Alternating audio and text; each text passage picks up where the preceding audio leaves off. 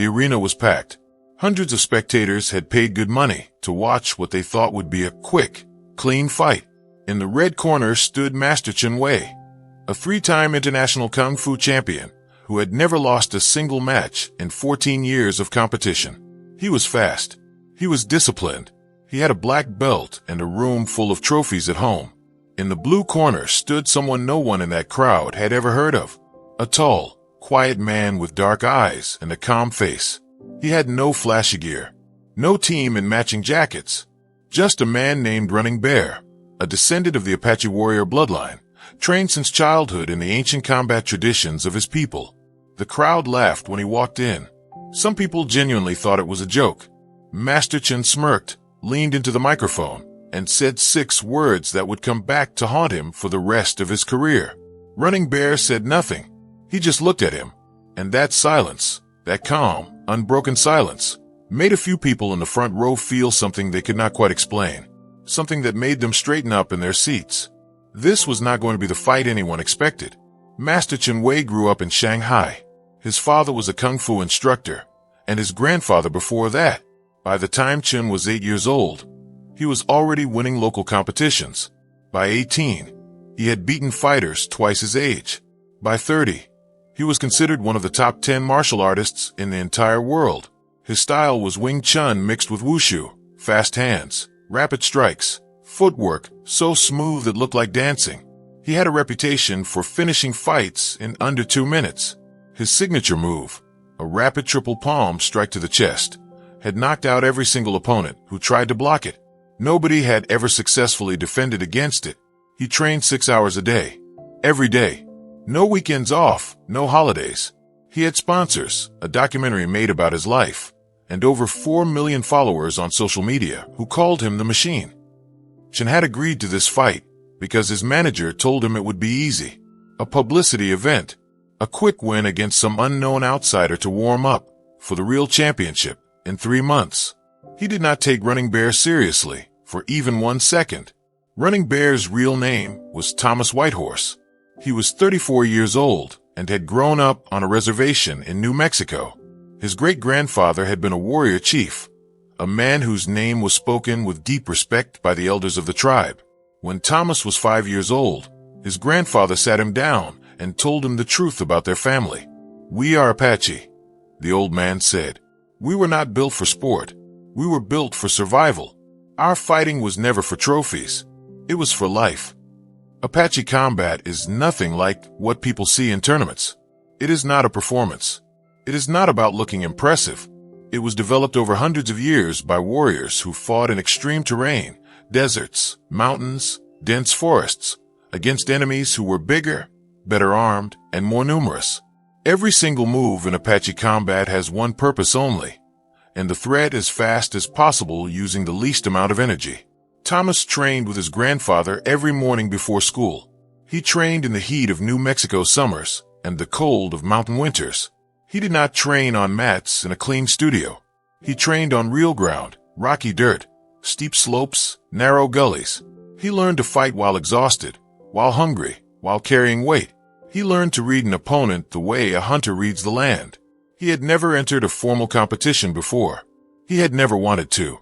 But when a promoter came to his community and dismissed Native American combat traditions as primitive folklore in front of a crowd of young children, Thomas made a decision.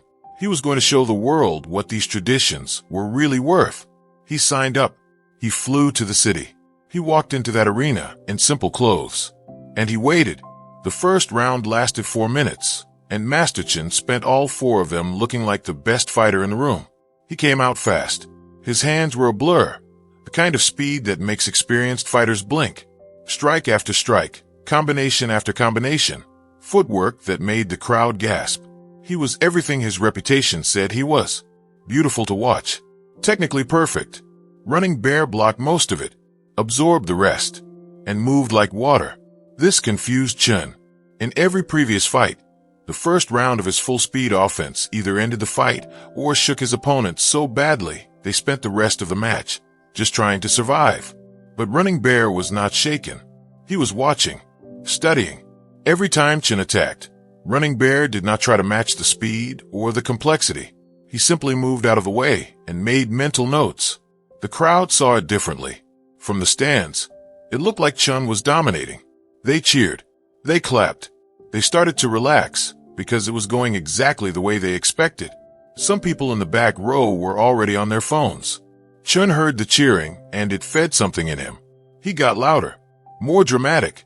His movements became slightly more showy, a habit of a champion who had learned that the crowd responds to style. He threw his signature triple palm strike, the one that had finished every opponent, and Running Bear stepped around it like he had seen it coming from the moment Chen planted his foot. The bell rang. End of round 1. In his corner, Chen's coach said, "Good round. Keep the pressure. He is surviving, but he is not fighting back." In his corner, Running Bear sat quietly. His breathing was steady. His eyes were calm. His coach, his 70-year-old grandfather who had flown in from New Mexico, leaned close and said only 4 words. Round 2 started, and the entire atmosphere changed. Running Bear moved differently. Where before he had been defensive, now he was forward. Not fast, not in the way Chen was fast, but controlled, deliberate, like someone who had already decided how the next 3 minutes were going to go. Chun threw a combination, and Running Bear was not where he was supposed to be. Chun adjusted, and Running Bear was already somewhere else. The patterns Chun had trained for 20 years, the patterns that every opponent had responded to in predictable ways, were simply not working. It was like fighting someone who had read the rule book and then thrown it away. The crowd started to get quiet. Chen felt something he had not felt in 14 years, uncertainty. He tried to reset, to go back to basics, to slow down and think. But Running Bear gave him no space to think. The Apache style of combat is built on pressure, not the fast, explosive pressure of sport fighting, but the grinding, relentless pressure of a hunter who has cut off every escape route. Every time Chen tried to create distance, Running Bear closed it. Every time Chen tried to reset his stance, Running Bear disrupted it. And then Chun tried the triple palm strike one more time. Out of instinct, out of desperation, Running Bear caught his lead arm mid-motion, redirected the force sideways, and in a single movement that took less than half a second, brought Chen to one knee. The whole arena went dead silent. Not a knockout, not a flashy move, just the most efficient, precise application of force imaginable. Chen's knee hit the mat, and he felt something he had never felt in competition before. Complete helplessness. Running Bear stepped back and waited. He did not stand over Chen. He did not celebrate. He just waited, the way a warrior waits, with patience and without cruelty. Chen got up. His knee was shaking. His confidence was shattered. And there were still 90 seconds left in the round. What happened in those final 90 seconds of round 2 would be replayed millions of times online in the days that followed. Chen came at Running Bear with everything he had. Forget the showmanship, forget the style. He threw raw, desperate attacks, the kind a fighter throws when survival instinct takes over from training. And for a moment, it looked like it might work. One of Chen's strikes connected with Running Bear's shoulder, knocking him sideways. The crowd erupted. Even in this moment, even against all the evidence of the last several minutes, they wanted the champion they knew to win. They wanted the story to make sense in the way they were used to. But Running Bear did something unexpected. He used the momentum of being hit. He let the force of Chen's strike carry him to the side. And as his body turned, he used that rotation to generate a counterforce that he directed straight back. It was a technique so ancient it had no name in any modern martial arts textbook. His grandfather had called it returning the river, using what the enemy gives you as the source of your own power. The counter hit Chun in the center of his chest. And Chun Wei, the 3-time international champion, the man who had not lost a fight in 14 years, the man who had said those 6 famous words, sat down hard on the mat. His legs simply stopped working, not from pain, but from the pure mechanical shock of a strike applied to the exact right point at the exact right moment. The referee counted. Chen tried to stand. He could not. The arena was completely silent for about 3 full seconds. Then the noise came, not the roar of a sports crowd, but something deeper, more confused, more real. People looked at each other trying to process what they had just seen. Some people were already on their feet, without realizing they had stood up. Running Bear walked to the center of the ring. stood quietly as the referee raised his hand, and then did something that nobody expected at all. He walked to Chen Wei, still sitting on the mat, still trying to process what had happened, and extended his hand. Chen looked up at him, and then he took the hand. Backstage, a reporter managed to get a microphone in front of Running Bear. She asked him, "Did you know you were going to win?" He shook his head slowly. "I did not come here to win. I came here to show the truth about what my ancestors built. The winning, that was just proof." She asked, "What did you think when Master Chen said your kung fu was useless here?" In the days after the fight, something interesting happened. Master Chen Wei gave a long interview on a sports channel. He did not make excuses. He did not blame the conditions or claim he was injured. He said something that nobody expected from a man like him. "I spent 20 years learning one system perfectly." Running Bear spent his entire life learning how to survive outside any system. "I was prepared for every fighter I had ever seen before. I was not prepared for someone who had never cared about being seen." He paused in the interview and then added, "I want to learn from him, not to copy what he does, but to understand what I do not yet understand." That interview was watched by millions of people, but more than the fight itself, what it showed us is something worth thinking about carefully. There's a kind of knowledge that gets tested in competitions and measured with trophies and titles. And then there's a kind of knowledge that was built over generations, tested against real danger, passed down through stories and practice in places where there were no judges and no applause. Both are real, but they are not the same thing. Running Bear's grandfather, the old man who had flown from New Mexico to watch his grandson fight, gave one interview to a local paper. He was asked what he felt when the fight ended.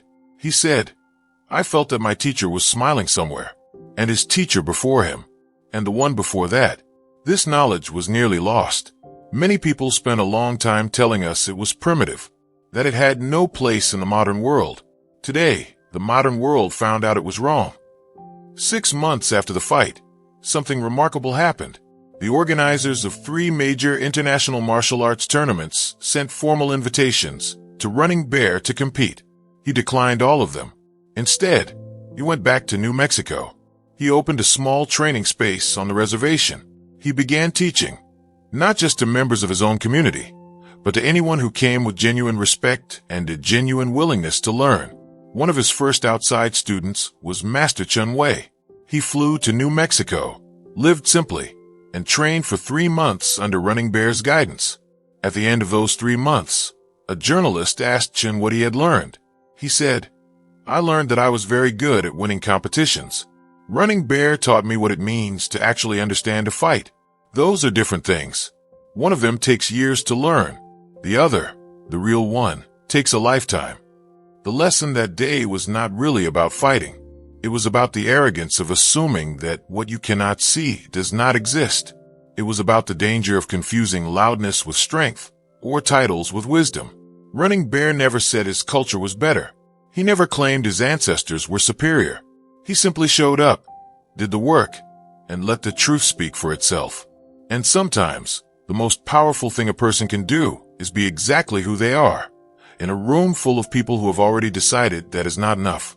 How many times in your own life have you been told your skills, your background, or your way of doing things was useless, only to prove everyone wrong? Tell us in the comments below. We want to hear your story. White medium star if this story moved you. Like this video, share it with someone who needs to hear it, and subscribe so you never miss the next one. White medium star. More incredible stories of courage, wisdom, and justice are coming. See you in the next one.